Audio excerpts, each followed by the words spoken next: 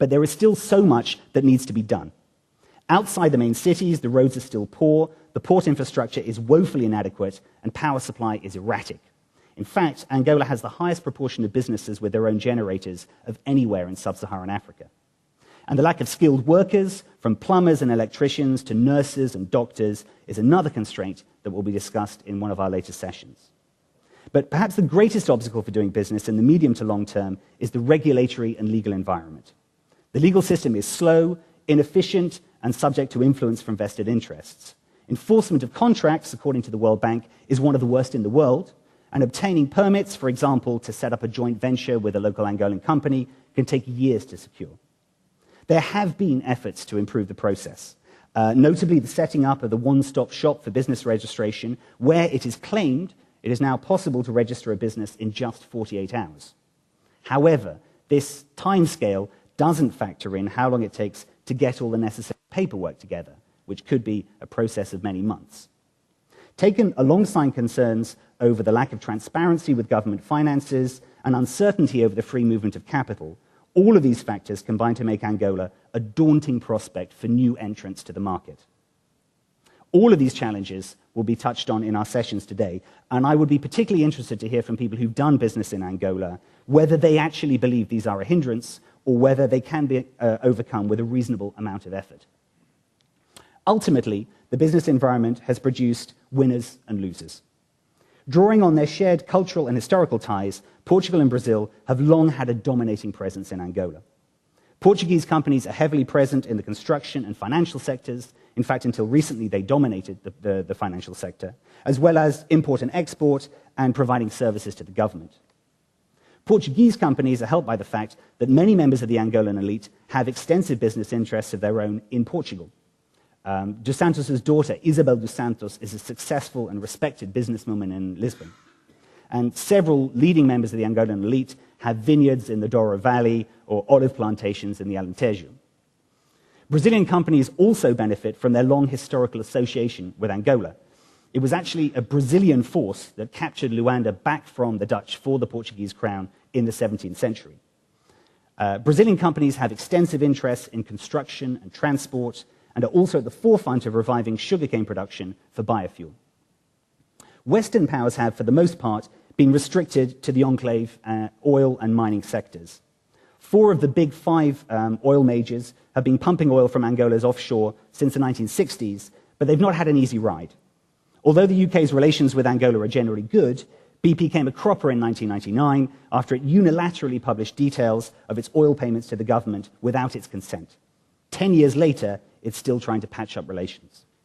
Total's interests have also suffered in Angola, although for political reasons. The French government has fallen foul of Luanda because of the Angola Gate affair. This was an emotionally charged investigation and trial in Paris over illicit arms deals brokered by French and Angolan officials during the 1990s when the country was under an arms embargo. At the time, the Angolan government believed that it had the right to defend itself from the UNITA insurgency, and it has viewed the long-running trial in France with alarm and anger. From the perspective of France's political elite, Angola Gate was about settling old political scores. But for Luanda, it was seen as an affront to the country's reputation and dignity. Although the French government has done its utmost to repair relations, President Sarkozy made an official visit to the country in 2008, it's likely that relations will remain cool as long as Pierre Falcone remains in prison. The US has also found itself in an awkward situation in Angola, having supported UNITA's war against the government for many years during the 1970s and 80s. In fact, this resulted in one of the most bizarre situations in the Cold War, whereby Cuban troops were guarding American oil installations in Cabinda from attack by rebels backed by the American government. The US only formally recognized the Angolan government in 1993, despite having been its main trade partner since the 1960s. And since then, much has been done by the US to repair relations. It's built a massive embassy complex in the country, and it has a generous donor program, which puts all the other countries' donor programs in the shade. But the Americans remain, to a certain extent, at arm's length to the Angolan elite, and they're still trying to define their role in Angola. However, the comfortable dominance of the Portuguese and Brazilians has been shaken in recent years by a new entrant, China. China is in many ways the joker in the pack. Its dramatic and rapid entrance into the Angolan market has taken many people by surprise, and the consequences of its involvement are still not entirely clear. The background of China's involvement explains how the country became so dominant so quickly. Following the end of the civil war in 2002, the Angolan government requested an international donor conference to raise funding for reconstruction. Eager to see improvements in economic management, donors first demanded economic reform and the drawing up of a poverty reduction strategy. But when this was duly completed by Angola, the West demanded more reforms, convincing the government they were not serious about a reconstruction conference, which was ultimately shelved as an idea. But at the same time, in late 2003, a Chinese delegation visited Luanda, offering generous loans and credit lines collateralized against Angola's oil output to finance a massive program of infrastructure rehabilitation, and a new relationship was born. From 2004, these credit lines grew rapidly, and according to a statement made by the Chinese vice president earlier this week, they're currently at a level of around $10 billion in total.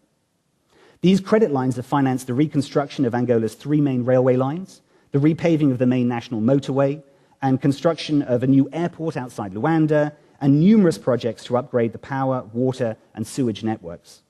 A second phase of credit lines is already underway, believed to total as much as $7.5 billion, with an increasing focus on agricultural development. Chinese funding and manpower has let Angola rapidly reconstruct its infrastructure and has enabled private Chinese companies to piggyback on the government credit line conditions and establish a foothold in the Angolan market. But there are, as you are no doubt aware, major concerns over the quality of Chinese work, and in particular, transparency. A major issue which has been overlooked by the international press is the involvement of the nebulous China International Fund, or CIF as it is known. Based in Hong Kong, CIF has financed an estimated $9.8 billion of projects in Angola over the last 6 years, and yet not a single document exists detailing how these funds have been spent or on which projects. The Chinese government, which is eager to distance itself from CIF, has publicly denied repeatedly that there is any link between CIF and the government credit lines which finance the work of the state-owned construction giant CITIC and the railway company CRC. But this is stretching the truth. If you go to CIF's website, it lists exactly the same construction projects as are listed on CITIC's, and on top of that, one of the main shareholders in CIF is actually married to the CEO of CITIC. Issues over transparency and the quality of Chinese work are sure to become more urgent over the coming years. So, where does this leave South Africa, which is why we're here today? Well, if you are a business that doesn't like to take risks, then clearly you have no interest in investing in Angola. But that does not describe the vast majority of South African businesses, which have shown that they can operate successfully in some of the most challenging environments in Africa. Despite the difficult business environment and the dominance of a handful of players, a window is opening which offers the best opportunity in a generation for South African business to establish a firm foothold in Angola. The driver of this change is the extraordinarily warm relationship between President Zuma and President dos Santos. And I say extraordinary because relations between South Africa and Angola have historically been strained. For several decades, the apartheid regime actively sought to destabilize the country and assisted UNITA in trying to overthrow the government. Under Mandela's administration, relations remained tense. This appears to be because President Mandela advocated a peaceful outcome to the Angolan conflict, while President dos Santos was bent on a military victory, which ultimately he achieved. Relations were no better with President Mbeki, who never visited Angola during his presidency. This appears to have been due to poor personal relations between Mbeki and dos Santos dating back to the Angolan War, but there's a lot of rumors about that and no substance. However, the situation has changed radically under Jacob Zuma.